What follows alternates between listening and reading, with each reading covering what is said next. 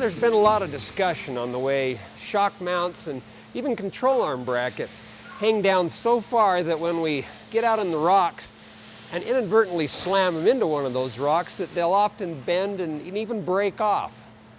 Let's just take a look.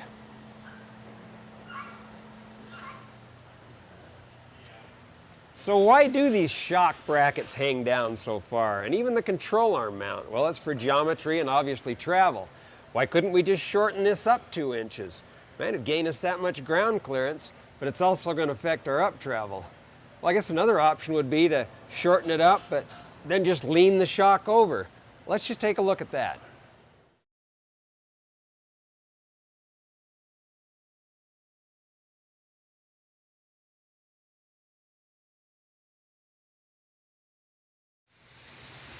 Let's just assume that this universal gel ink pen is actually a shock absorber. Now, if you look at the way your factory shock is positioned, it has a slight lean to it, but whenever your Jeep moves up and down, that shock is able to be a shock. Let's say that we wanted to shorten that bracket up 2 inches, but we wanted to keep the same shock, so we leaned it off to the side. So now we have more angle on the shock. When we try to have our suspension work, it doesn't let that shock function properly. Even if we leaned it to the back, we have the same problem. We need to keep that shock in a relatively vertical position so that the shock can actually do its job. In order to maintain ride quality and shock travel that was given to us by the wisdom-laden engineers at Jeep, we need to maintain this bracket and keep it in the same configuration that it is. Now, it's true that on the rare occasion, even though this bracket is so close to the tire, the occasional rock will make contact and possibly bend this bracket. The solution? Make it stronger. Jack it up and remove the tire. Support the axle just enough to remove any hanging pressure from the shock. With the lower shock mount exposed, remove the shock bolt.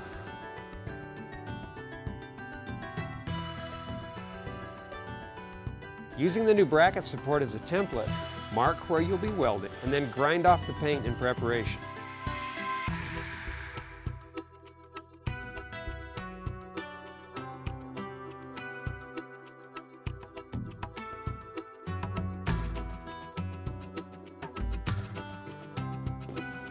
Also, it's a good idea to do some prep work on the new bracket.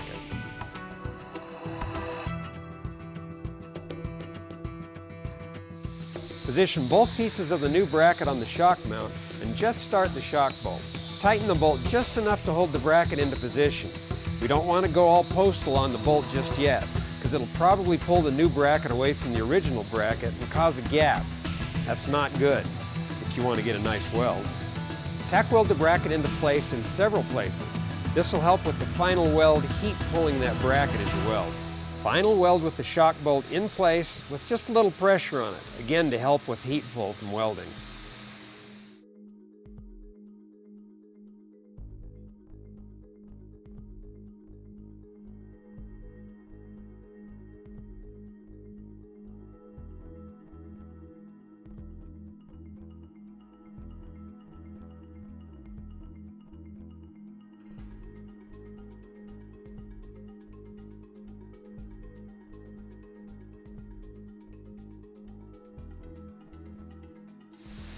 Clean up any slag and peeling paint, and then primer and repaint.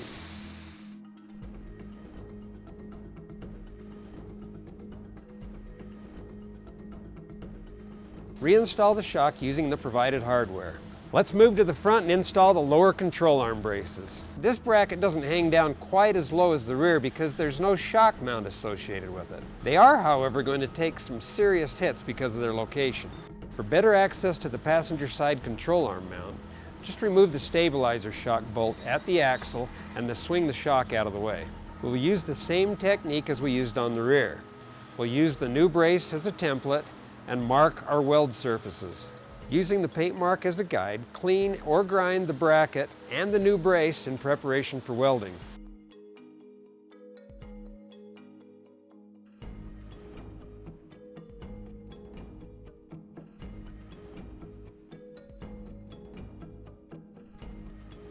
It's really pretty easy to just hold the brace into place and tack weld it in a few spots.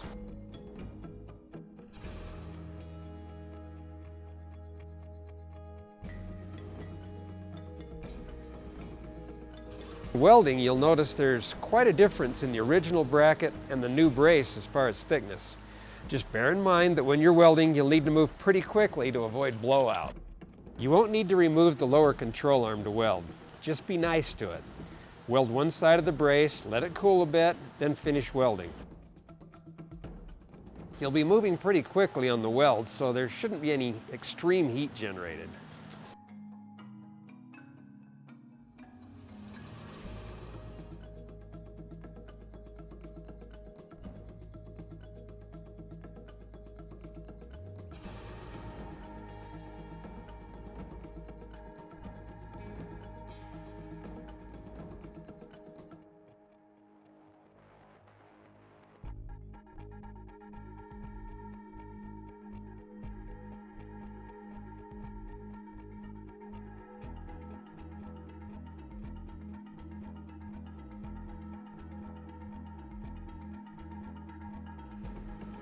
Once the brackets are cleaned up, prime and paint. Reinstall the stabilizer shock. If you feel like you might want to drive your Jeep, go ahead and put the tires back on and go out and bang those braces on some rocks.